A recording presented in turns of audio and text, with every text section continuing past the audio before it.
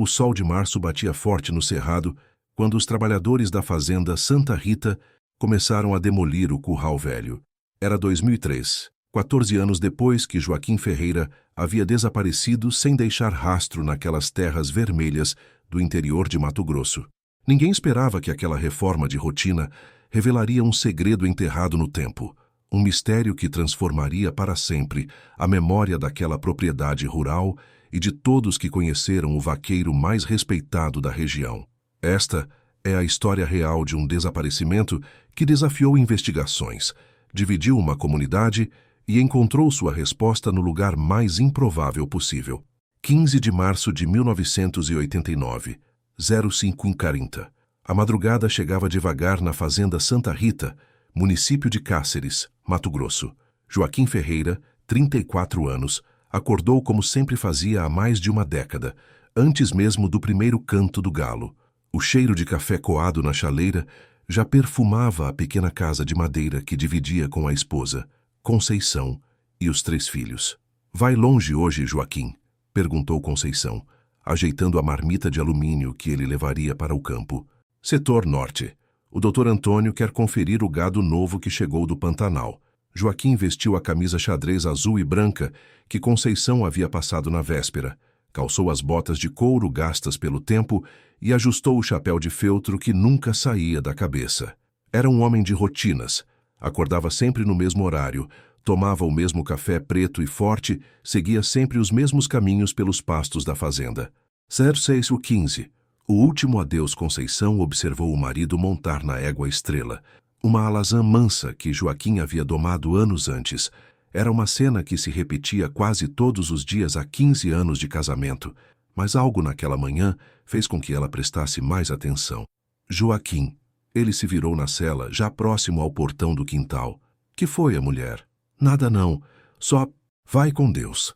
Joaquim sorriu, tocou a aba do chapéu num gesto carinhoso e seguiu em direção aos pastos.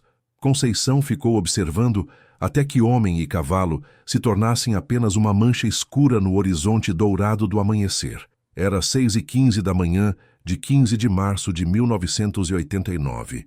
Seria a última vez que alguém veria Joaquim Ferreira vivo. R$ 12. O primeiro sinal de problema. Antônio Maurício Silva, proprietário da fazenda Santa Rita, aguardava Joaquim no escritório da sede desde as 11 horas. Haviam combinado de verificar juntos a documentação do gado recém-chegado e planejar a separação dos animais mais novos. "Estranho", murmurou para si mesmo, consultando o relógio de parede. Joaquim era conhecido pela pontualidade quase militar. Em 15 anos trabalhando na fazenda, nunca havia faltado a um compromisso sem avisar. Às 12:30, Antônio decidiu sair para procurar o vaqueiro. Subiu na Toyota Rural e seguiu pela estrada de terra que levava ao setor norte da propriedade. 13:45. A égua perdida. Foi no pasto do meio, a cerca de 3 quilômetros da sede, que Antônio encontrou Estrela. A égua pastava tranquilamente próxima a um bebedouro de concreto, ainda selada, mas sem o cavaleiro. As rédeas pendiam soltas, arrastando no chão vermelho. O coração de Antônio disparou. Em mais de 2 décadas lidando com gado e vaqueiros, sabia que um animal bem treinado como Estrela jamais abandonaria seu dono, a menos que algo muito grave tivesse acontecido. Examinou a cela com cuidado. Não havia sinais de violência, nem sangue, nem rasgos, nem marcas de luta. A marmita de alumínio ainda estava amarrada na garupa, intacta. O chapéu de Joaquim havia desaparecido. 14h. Começam as buscas. Antônio acionou o rádio da caminhonete e chamou todos os funcionários disponíveis. Em menos de 1 hora, 10 homens estavam espalhados pelos pastos, gritando o nome de Joaquim e vasculhando cada mata, cada cerca, cada canto, onde um homem ferido poderia ter buscado abrigo. Seguiram rastros de bota na terra úmida próxima ao bebedouro, mas as pegadas se perdiam na grama alta. Procuraram sinais de queda, de ataque de animais selvagens, de qualquer coisa que explicasse por que um vaqueiro experiente como Joaquim simplesmente havia sumido. Não encontraram nada. 18h30. O desespero de Conceição, quando o sol começou a se pôr no horizonte, pintando o céu de laranja e vermelho. Conceição já sabia que algo terrível havia acontecido. Os filhos, Maria, de 12 anos, João, de 10 e Pedro, de apenas 7, aguardavam na varanda da casa, perguntando quando o pai voltaria. Mamãe, por que o papai não vem jantar? Perguntou Pedro. O caçula. Conceição abraçou o menino, sentindo as lágrimas queimarem os olhos. Ele está trabalhando, meu filho. Logo ele volta. Mas no fundo do coração, já sabia que Joaquim não voltaria para casa naquela noite. 16 de março de 1989, a Polícia Militar. O sargento Mário Costa chegou à fazenda Santa Rita às 7 horas da manhã seguinte, acompanhado de 2 soldados e um cão farejador emprestado do Corpo de Bombeiros de Cuiabá. Era um homem experiente, acostumado a casos de desaparecimento na região, trabalhadores rurais que se perdiam durante tempestades, pescadores que não voltavam do rio, ocasionais acidentes com animais selvagens. Mas o caso de Joaquim Ferreira o intrigou desde o primeiro momento. Em 20 anos de polícia, nunca vi um desaparecimento tão limpo, comentou com Antônio enquanto examinava novamente a cela da égua Estrela. Homem experiente, animal manso, tempo bom, terreno conhecido. Não faz sentido. O cão farejador seguiu o rastro de Joaquim por quase 2 quilômetros, partindo do bebedouro onde a égua foi encontrada. O animal latia ansioso. Circulava uma área específica próxima a um pequeno córrego, mas depois perdia completamente o faro, como se Joaquim tivesse simplesmente evaporado. Março-abril de 1989. A mobilização.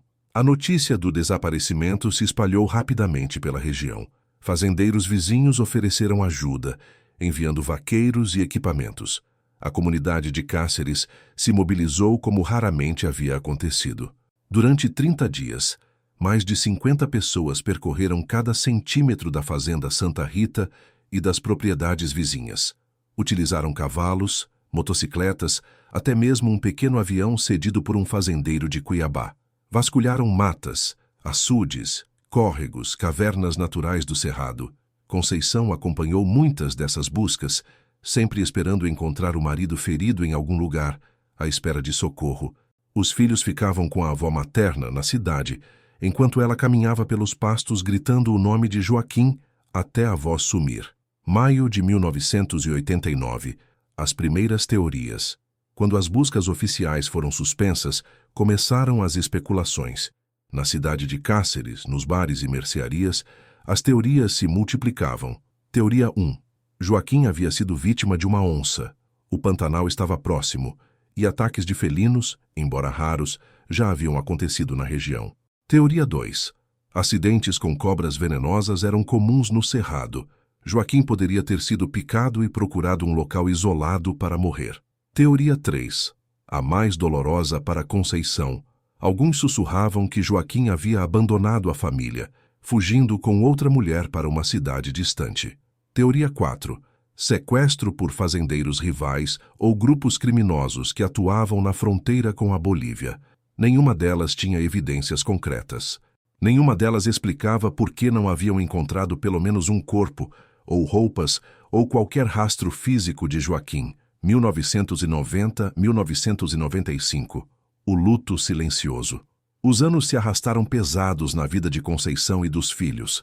A viúva, porque todos a tratavam como viúva, embora oficialmente fosse apenas esposa de um desaparecido, lutou para criar os 3 filhos sozinha. Antônio Silva manteve o emprego de Conceição na fazenda, permitindo que ela trabalhasse na casa-sede como cozinheira e faxineira. Era uma forma de garantir que a família tivesse sustento e pudesse continuar morando na propriedade onde Joaquim havia passado os melhores anos da vida. Maria, a filha mais velha, assumiu responsabilidades de adulto ainda criança, cuidando dos irmãos menores enquanto a mãe trabalhava. João se tornou uma criança introspectiva, sempre perguntando quando o pai voltaria. Pedro, o caçula, cresceu sem memórias claras do pai, apenas com as histórias que a mãe contava antes de dormir. A casa da família permaneceu exatamente como Joaquim havia deixado. Conceição lavava e passava a roupa dele religiosamente. Mantinha a cama arrumada do lado direito, onde ele sempre dormia, e conservava todos os objetos pessoais no lugar exato. Quando ele voltar, tem que estar tudo do jeito que ele gosta, dizia para quem questionava essa rotina dolorosa. 1996-1999. Novos desaparecimentos. Entre 1996 e 1999, outros 3 trabalhadores rurais desapareceram em fazendas vizinhas a Santa Rita. Eram casos diferentes, um por acidente de motocicleta, outro por afogamento no Rio Paraguai, um terceiro que simplesmente abandonou o emprego sem avisar. Mas a proximidade geográfica reacendeu o interesse no caso de Joaquim. A Polícia Civil de Cáceres reabriu as investigações, procurando conexões entre os desaparecimentos. O delegado Roberto Pinheiro, que assumiu o caso em 1998, tinha uma abordagem mais metódica que seus antecessores. Entrevistou novamente todos os funcionários da fazenda. Mapeou os movimentos de Joaquim nos dias anteriores ao desaparecimento. Investigou possíveis inimizades ou conflitos. Descobriu detalhes interessantes. Joaquim havia recebido uma quantia maior de dinheiro 2 semanas antes de desaparecer. O pagamento por um trabalho extra na marcação do gado. Havia comentado com outros vaqueiros sobre reformas que queria fazer na casa da família. Demonstrava todos os sinais de um homem planejando o futuro, não de alguém que pretendia fugir. Mas ainda assim, nenhuma pista concreta sobre o que havia acontecido naquela manhã de março de 1989. 2000. O novo século cheio velhas feridas. A virada do milênio trouxe mudanças para a fazenda Santa Rita, mas não para o mistério de Joaquim Ferreira. Antônio Silva, agora com 58 anos, começou a modernizar a propriedade. Instalou cercas elétricas, comprou equipamentos mais modernos, contratou um veterinário permanente. Conceição, aos 45 anos, havia encontrado uma espécie de paz melancólica. Os filhos estavam crescidos. Maria havia se casado com um comerciante de Cáceres. João trabalhava como mecânico na cidade e Pedro cursava o ensino médio. Ela continuava trabalhando na fazenda, mas agora mais por escolha do que por necessidade. «Mamãe, a senhora tem que refazer a vida», dizia Maria durante as visitas. O papai não ia querer ver a senhora assim, sempre esperando, mas Conceição balançava a cabeça. «Enquanto eu não souber o que aconteceu com seu pai, não posso seguir em frente. É como se uma parte de mim tivesse sumido junto com ele». 2001, a reforma da fazenda. Antônio decidiu reformar completamente a infraestrutura da propriedade. Contratou uma empresa de Cuiabá especializada em construções rurais. O projeto incluía uma nova sede, estábulos modernos, silos para ração e a completa reconstrução do sistema de currais. O curral principal da fazenda, onde o gado era separado e marcado, estava no mesmo local há mais de 40 anos. Era uma construção sólida, com mourões de aroeira e cercas de arame galvanizado, mas começava a mostrar sinais de desgaste. «Vamos fazer tudo novo», explicou Antônio ao engenheiro responsável. «Quero que esta fazenda seja referência na região». As obras começaram pelos setores mais distantes da sede. O curral principal ficou para o final. Seria o último a ser demolido e reconstruído. 2002. Memórias persistentes. Durante todo o ano de 2002, as obras avançaram metodicamente pela fazenda. Conceição assistia às transformações com sentimentos mistos. Por um lado, gostava de ver a propriedade se modernizando. Por outro, cada mudança apagava um pouco mais a memória de Joaquim. Aqui era onde seu pai gostava de descansar na sombra, dizia para Pedro, apontando para uma aroeira centenária que seria preservada no meio do novo pasto. Ali era onde ele amarrava a estrela quando vinha almoçar em casa. Pedro, agora com 20 anos, tinha se tornado um jovem sério e estudioso. Diferente dos irmãos mais velhos, ele não se conformava com o desaparecimento do pai.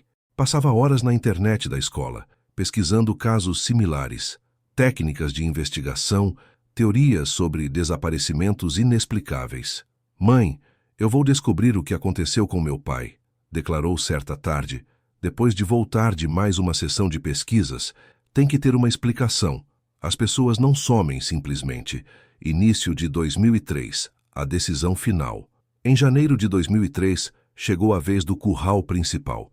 Era a última construção antiga que restava na fazenda, o único lugar que permanecia exatamente igual a como Joaquim havia deixado. Conceição pediu a Antônio para presenciar a demolição.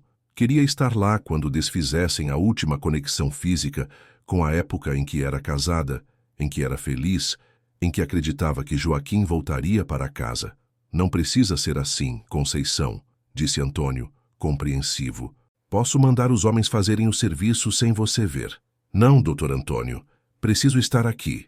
É como um funeral que nunca pude fazer. A demolição foi marcada para a primeira semana de março de 2003, 14 anos depois do desaparecimento de Joaquim, quase no mesmo período do ano. 5 de março de 2003, 07h30, o início da demolição. A manhã estava clara e seca, típica do final do verão em Mato Grosso. Conceição chegou ao local da demolição acompanhada de Pedro e de Maria, que havia vindo especialmente de Cáceres para apoiar a mãe naquele momento difícil. A equipe de demolição era composta por 5 homens da empresa de construção, comandados por um mestre de obras chamado Valdeci Santos.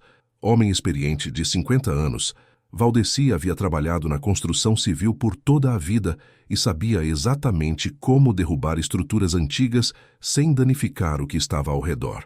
Vamos começar pelas cercas laterais, explicou para Antônio, que acompanhava os trabalhos. Depois desmontamos os mourões principais e, por último, fazemos a limpeza do terreno.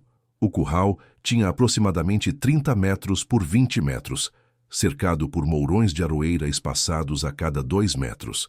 No centro, havia um tronco de madeira onde o gado era imobilizado para receber medicamentos e marcação. Era uma construção sólida, feita para durar décadas. 0915, os primeiros mourões. O trabalho avançou rapidamente durante a manhã. Os operários usavam uma retroescavadeira para arrancar os mourões mais grossos, que estavam enterrados a mais de 1 metro de profundidade no solo compactado. Conceição permaneceu sentada na sombra de uma árvore próxima, observando cada movimento. Era doloroso ver aquela estrutura, onde Joaquim havia passado tanto tempo trabalhando, sendo desfeita pedaço por pedaço. Mãe, a senhora quer ir para casa? Perguntou Pedro, notando as lágrimas nos olhos da mãe. Não, filho. Preciso ver até o final. 11h45. O mourão problemático. Foi Valdeci quem primeiro notou que algo estava errado com o mourão do canto sudeste do curral. Quando a retroescavadeira tentou arrancá-lo, a madeira se partiu na superfície, mas a base permaneceu firmemente enterrada. Estranho, murmurou, observando o toco que havia restado no solo. Parece que tem alguma coisa presa aí embaixo. Pediu para os ajudantes cavarem manualmente ao redor do mourão, com cuidado para não danificar possíveis tubulações ou cabos enterrados. Era comum encontrar surpresas em demolições de construções antigas. 12h30. A primeira descoberta. Depois de cavar cerca de 80 centímetros, um dos operários gritou: Valdeci, vem ver isso aqui. No fundo do buraco, parcialmente coberta por terra compactada e raízes, estava uma bota de couro. Uma bota masculina, marrom, do tipo que vaqueiros usavam na região. O coração de Conceição disparou. Ela se levantou rapidamente da sombra e correu até a escavação, seguida por Pedro e Maria. Meu Deus! Sussurrou, reconhecendo imediatamente o calçado. Essas são as botas do Joaquim. 9h45. A decisão de continuar. Valdeci imediatamente interrompeu a escavação e chamou Antônio. A situação havia se tornado muito mais séria do que uma simples demolição. Estavam claramente diante de uma descoberta que poderia estar relacionada ao desaparecimento de Joaquim. Doutor Antônio, acho que devemos chamar a polícia, sugeriu Valdeci, claramente abalado. Mas Conceição se aproximou, determinada. Não, por favor, quero saber o que tem aí embaixo. Já esperei 14 anos por respostas. Não posso esperar mais. Antônio hesitou, mas vendo o desespero nos olhos de Conceição, tomou uma decisão. Vamos continuar cavando, com cuidado. Se encontrarmos qualquer outra coisa, aí sim chamamos as autoridades. 13h15. A revelação completa. Cavando cuidadosamente com pás menores e ferramentas de jardinagem, os homens começaram a descobrir mais itens. Primeiro, outra bota. Depois, pedaços de tecido que claramente eram roupas. Em seguida, uma fivela de cinto de metal. E, finalmente, inconfundivelmente, ossos humanos. Conceição caiu de joelhos na beira da escavação, soluçando. Pedro a segurou pelos ombros. Ele próprio em estado de choque. Maria cobriu o rosto com as mãos, tremendo. Papai, sussurrou Pedro. Papai Estava aqui o tempo todo. 14h30. A reconstituição. Antes que a polícia chegasse, Antônio finalmente havia feito a ligação obrigatória. A família teve alguns minutos para processar a descoberta e tentar entender o que havia acontecido. O corpo estava em posição vertical, como se Joaquim tivesse caído em um buraco. Os ossos estavam parcialmente preservados devido ao solo seco e compactado da região. As roupas, embora deterioradas, ainda eram reconhecíveis. A camisa xadrez azul e branca que ele vestia no dia do desaparecimento. Valdeci, examinando a situação com um olhar técnico, foi o primeiro a entender o que provavelmente havia acontecido. "Olhem aqui", disse, apontando para a terra ao redor do local. "Veem essas marcas na parede do buraco? E como a terra está estratificada?" Todos se aproximaram para observar.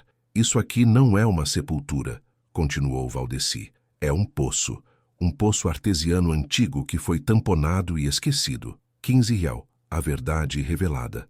Antônio colocou a mão na testa, lembrando-se de detalhes que havia esquecido por décadas. "Meu Deus", disse lentamente. "Meu pai perfurou este poço em 1962, quando eu era criança. Era para ser um poço artesiano, mas não encontraram água. Ele mandou tamponar com terra e construiu o curral por cima, para aproveitar o terreno. A verdade começou a se formar nas mentes de todos os presentes. Joaquim não havia sido vítima de violência, nem havia fugido, nem havia sido atacado por animais. Ele havia simplesmente tido o azar terrível de passar por cima do local exato onde o antigo tamponamento do poço havia cedido. 15h30. A reconstituição final. Baseando-se na posição do corpo e nos objetos encontrados, foi possível reconstituir o que havia acontecido naquela manhã de março de 1989. Joaquim estava a cavalo, provavelmente se dirigindo para verificar o gado próximo ao curral. O cavalo passou por cima do local onde o poço havia sido tamponado décadas antes. O peso do animal e do cavaleiro fez com que o tamponamento, enfraquecido pelo tempo e pelas chuvas, finalmente cedesse. Joaquim caiu no poço de aproximadamente 4 metros de profundidade. O buraco não era largo, talvez 80 centímetros de diâmetro, mas era profundo o suficiente para que ele não conseguisse sair sozinho. Estrela, a égua, assustada com o desaparecimento súbito do dono, trotou até o bebedouro próximo e lá ficou esperando, como havia sido treinada a fazer. Joaquim provavelmente sobreviveu à queda inicial, mas ficou preso no fundo do poço, sem conseguir escalar as paredes lisas e sem ninguém por perto para ouvir seus pedidos de socorro. Morreu de desidratação depois de alguns dias. O tempo e as chuvas fizeram com que mais terra se acumulasse sobre o poço, criando um tamponamento natural que escondeu completamente o local do acidente. 16 réu. A chegada da polícia. O delegado Roberto Pinheiro chegou à fazenda acompanhado de peritos criminais e um médico legista. Após examinar a cena e ouvir os relatos, confirmou a teoria do acidente. "É uma tragédia", declarou para Conceição, que ainda chorava abraçada aos filhos. "Mas pelo menos agora a senhora tem respostas. Seu marido não sofreu violência. Foi um acidente terrível, mas um acidente." O corpo foi removido com todo o cuidado e respeito. Os objetos pessoais de Joaquim, incluindo uma aliança de casamento que ainda estava no dedo, foram entregues à família. 8 de março de 2003. O funeral 3 dias depois da descoberta. Joaquim Ferreira finalmente teve o funeral que Conceição não pôde realizar em 1989. A igreja de Cáceres ficou lotada. Familiares, amigos, vizinhos e desconhecidos vieram prestar suas homenagens ao vaqueiro que havia se tornado uma lenda local. O padre Francisco, que conhecia a família há décadas, fez uma homilia emocionante sobre a fé, a esperança e a importância do fechamento dos ciclos da vida. "Joaquim não está mais desaparecido", disse para os presentes. "Ele está em paz e sua família também pode encontrar paz." O legado Conceição viveu apenas mais 6 anos após a descoberta do corpo do marido. Morreu em 2009, aos 54 anos, vítima de um câncer que, segundo os médicos, havia sido agravado pelos anos de estresse e tristeza. Pedro se tornou engenheiro civil e especializou-se em segurança em construções rurais. Dedica parte de seu trabalho a identificar e mapear estruturas antigas, abandonadas em fazendas, para evitar que tragédias como a de seu pai se repitam. Maria ainda vive em Cáceres, casada e com 3 filhos. Conta a história do avô para as crianças, sempre enfatizando que ele era um homem bom, trabalhador, que amava a família acima de tudo. João se mudou para Cuiabá, onde trabalha como mecânico. Raramente fala sobre o pai, mas mantém uma foto de Joaquim na oficina, um homem sorridente, de chapéu, ao lado da égua Estrela. A Fazenda Santa Rita. Hoje Antônio Silva morreu em 2015, aos 73 anos. A fazenda foi vendida para um grupo empresarial que mantém a criação de gado. No local onde ficava o curral antigo, construíram um memorial singelo, uma pequena placa de bronze com os dizeres: em memória de Joaquim Ferreira, 1955-1989. Vaqueiro dedicado, pai amoroso, homem de bem. Que sua história nos ensine sobre os perigos ocultos da terra e sobre o amor que une as famílias, mesmo além da morte. O mistério resolvido. O caso de Joaquim Ferreira entrou para os arquivos da Polícia Civil de Mato Grosso como um dos desaparecimentos mais inusitados já registrados na região. Virou material de estudo em cursos de investigação criminal e segurança rural. A descoberta levou o governo estadual a criar um programa de mapeamento de estruturas abandonadas em propriedades rurais para evitar acidentes similares. Mais importante, deu à família de Joaquim algo que eles buscaram por 14 longos anos: respostas. Reflexão final. A história de Joaquim Ferreira nos ensina que nem todos os mistérios têm explicações sobrenaturais ou criminosas. Às vezes, a realidade é mais simples e mais trágica. Um acidente infeliz, no local errado, no momento errado. Mas também nos ensina sobre a força do amor familiar, sobre a persistência da esperança e sobre como, mesmo nas circunstâncias mais difíceis, a verdade pode finalmente emergir. No Cerrado de Mato Grosso, onde o horizonte se perde de vista e a terra vermelha guarda segredos de gerações, a história de um vaqueiro que sumiu no ar finalmente encontrou seu final. Não o final que Conceição havia sonhado por 14 anos, mas o único final verdadeiro possível. E talvez seja isso que mais importa. A verdade, mesmo quando dói, sempre é melhor que a incerteza eterna.